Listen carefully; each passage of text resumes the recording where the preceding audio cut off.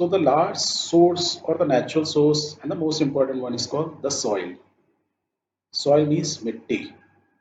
अब सॉइल का ना प्रोफाइल समझ लेते हैं. मिट्टी को यदि आप देखें, एक क्रॉस सेक्शन उसका कट करें, ठीक है. क्रॉस सेक्शन मीन्स उसको ना एक ऊपर से नीचे से कट करके एक सैंपल निकाल लो.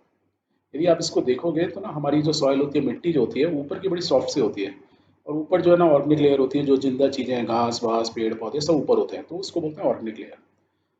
तो उसके नीचे एक जो मिट्टी की लेयर होती है, that is called top soil. बड़ी सॉफ्ट होती है ना, बढ़िया सी.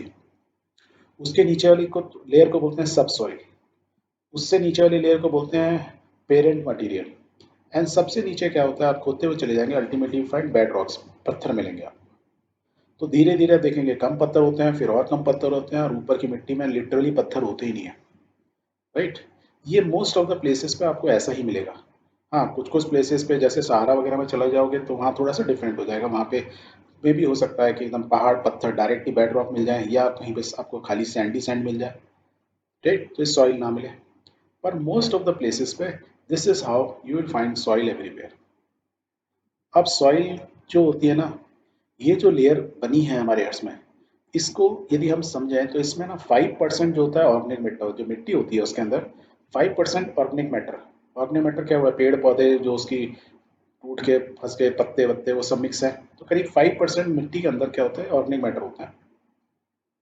और करीब 25% उसमें जो होती है एयर होती है. तो ऐसा नहीं है बिल्कुल जो ठोस होती है सॉलिड होती है, थोड़ी पोरस होती है, ठीक है. तो 25% इसमें एयर होती है. और क्या होता है, 25% इसका करीब मॉइस्चर होता है.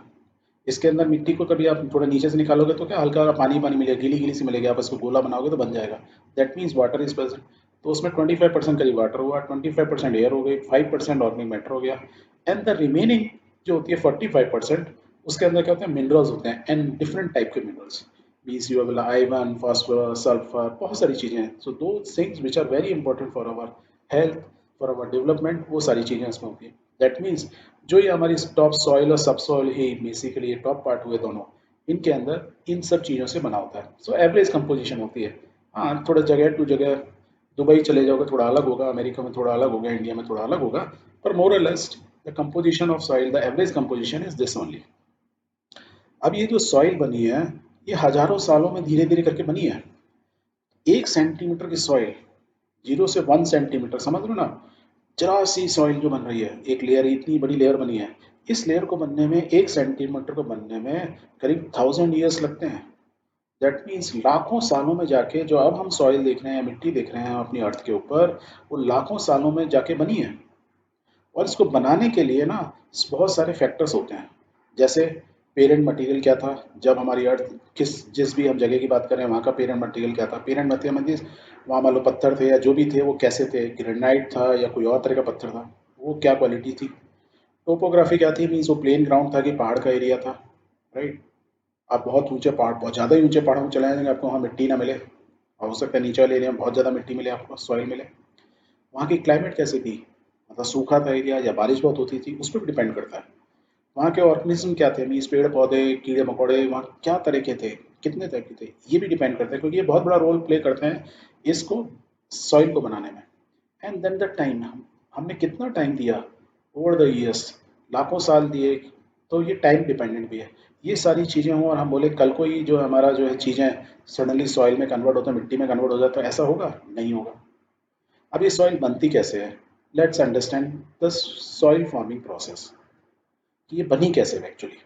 ये सब चीज़ें हैं भी तो भी कैसे बनती है. तो सबसे पहले क्या था, अर्थ में आप ये देखेंगे किसी भी प्लांट में देखेंगे क्या होता है, बेड रॉक्स, पत्थर ही पत्थर थे, राइट, बड़े बड़े पत्थर थे, पूरी एकदम सॉलिड थी. फिर क्या हुआ, सॉलिड रॉक के ऊपर रोज सन आता ही था, तो सनलाइट पड़ती थी, पत्थर क्या होते थे, गर्म होते थे. गर्म होते थे, रात में ठंडे होते थे, ठंडे गर्म होने से क्या होते थे, पत्थर क्रैक होते थे. ऊपर से क्या होता था, बारिश होती थी, राइट, समुद्र तो पहले भी थे, राइट. तो जब बारिश होती थी, लाइट पड़ी रही है, तो एज अ रिजल्ट क्या हुआ, जो जो क्रैक हुए थे सनलाइट की वजह से, ठंडा गर्म होने की वजह से, उसमें क्या हुआ, ये पानी घुसता था. जब ये पानी इसमें घुसता था तो आप देखोगे जब पानी को फ्रीज करते हैं तो उसका वॉल्यूम क्या होता है, बढ़ता है. यदि आपको एक्सपेरिमेंट करना है तो एक पानी की बोतल, प्लास्टिक की बोतल लो बिस्लरी की, उसमें पानी भरो फुल, और बोतल को टाइट करके फ्रीजर, डीप फ्रीजर में रख दो. देन यू विल फाइंड कि बोतल फट गई. क्यों फट गई, क्योंकि सॉलिड होने पर वाटर का वॉल्यूम बढ़ता है. तो इसी सेम चीज़ यहाँ होती थी। जब ये पानी सीपेज करके इन क्रैक्स में घुसता था, रात में जब ये ठंडा हो जाता था, फ्रीज हो जाता था, फ्रीज होने से एक्सपेंड होता था, पत्थर और टूटते थे। दैट मीन्स पत्थरों के टूटने की क्रिया या प्रोसेस स्टार्ट हो गई। किसकी वजह से? सनलाइट की वजह से, डे नाइट टेम्परेचर वेरिएशन की वजह से और पानी की वजह से। प्लस पानी की वजह से एक चीज़ होती है, ज़्यादा देर बारिश आई तो क्या होगा, पत्थर जो है टूटे हुए पत्थरों को अपने साथ ले जाती है, और फिर नदी में पत्थर एक दूसरे टकराते हैं, क्या होते हैं, और एक दूसरे टकरा टकरा के और छोटे होते हैं, तो बालू मिलता है आपको नदी में, राइट। तो बड़े बड़े पत्थर को तोड़ तोड़ के नदी करती है, छोटे कर देती है। फिर एक और भी चीज़ होती है, जब टेम्परेचर वेरिएशन होता है तो क्या होता है, हवा भी चलने लगती है। जब हवा तेज चलती है, आंधी तूफान चलती है, तो क्या होता है, हवा चलने से इरोजन होता है। तो आपने देखा होगा ना, हवा की वजह से क्या होता है, पत्थर जो है साइड से कटते रहते हैं, धीरे धीरे शेप चेंज होती रहती है ओवर द ईयर्स। जैसे आपने पिरामिड्स वगैरह में देखा हो, उनकी अब जो सरफेस है वो काफ़ी रफ हो गया, क्योंकि वो इरोजन हो गया, राइट। वो अपने साथ ना, जब हवा चलेगी डस्ट लेगी और डस्ट टकराएगी पत्थरों से, तो फर्दर लॉसेस होते हैं, तो भी इस पत्थर को, बड़े पत्थरों को और छोटा छोटा करते जा रहे हैं। देन ये जो पानी होता है, कुछ पत्थरों की केमिस्ट्री ऐसी होती है कि जब पानी में घुल जाते हैं, that is called leaching.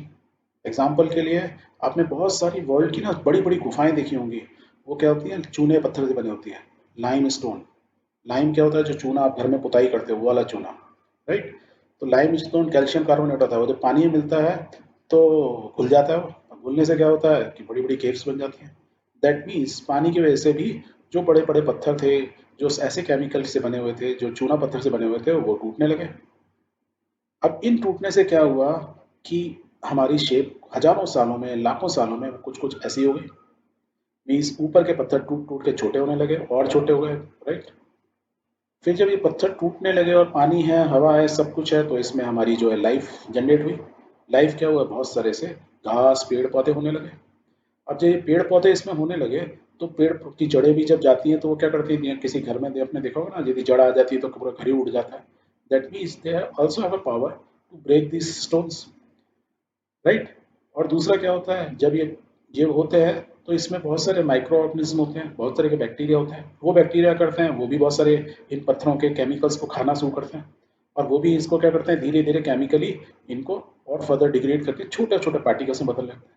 So we will have additional decay, पत्थर और डिके होने लगे, डिके मीन्स और उनका चूड़ा बनने लगा, राइट।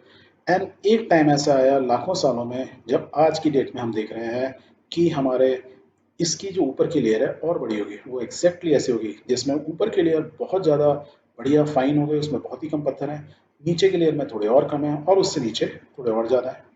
तो इनको यदि डिवाइड करें तो ये transformation ultimately we achieved it, right. और उन सब चीज़ों में ये डिपेंडिंग ऑन किस जगह पे है, कितना समय लगा, क्या क्लाइमेट है, क्या टोपोग्राफी है, या बेसिक पेरेंट मटेरियल क्या था, कहाँ पे चूना पत्थर थे या कहाँ पे ग्रेनाइट वगैरह था, अकॉर्डिंगली ये वहाँ की सॉइल या वहाँ की मिट्टी बनना शुरू हुई, उसका जन्म हुआ।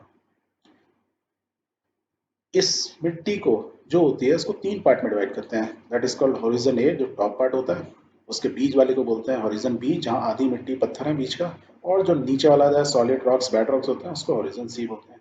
तो you can have one horizon, then you can have somewhere about two horizon, and उसके अबाव इज प्योर मिट्टी एंड हार्डली कुछ पत्थर। So this is the way the soil has formed. अब जो पेड़ पौधे होते हैं वो मरते भी हैं, डिके भी होते हैं, खुद भी डिके होते हैं, और इससे क्या फ़ायदा होता है, और डिके लिविंग ऑर्गेनिज्म को बोलते हैं, हमस बोलते हैं। जब ये चीज़ें पेड़ पौधे अंदर गए या इसके अंदर दब गए, राइट, मिट्टी के नीचे दबा जाते हैं, तो उससे क्या होता है, वो फर्दर डिके होते हैं या उनकी कंपोजिशन चेंज होती है प्रेशर से। दूसरा, जब वो डिके हो जाते हैं तो वो जगह क्या हो जाती है, खाली रह जाती है, तो अर्थ बिकम मोर पोरस। जब पोरस होगी तो पानी और अंदर घुसेगा, तो एज अ रिजल्ट क्या होगा, so this is the way earth की हमारी सॉइल बन रही है। तो द मोर पोरस, पेड़ पौधे जितने होंगे उतनी ज़्यादा पोरस होगी, मतलब उतनी सॉलिड नहीं होगी ज़मीन। जब उतनी नहीं होगी तो उससे क्या होगा, पानी भी अंदर जाएगा, हवा भी अंदर जाएगी, हवा में कोई भी पत्थर चीज़ है वो डिग्रेड होना शुरू होती है। डिग्रेड होती है तो ये प्रोसेस कंटिन्यूस चलती रहती है हजारों सालों से, और डे नाइट 24 घंटे चलती है। Clear? So this is how the soil has formed.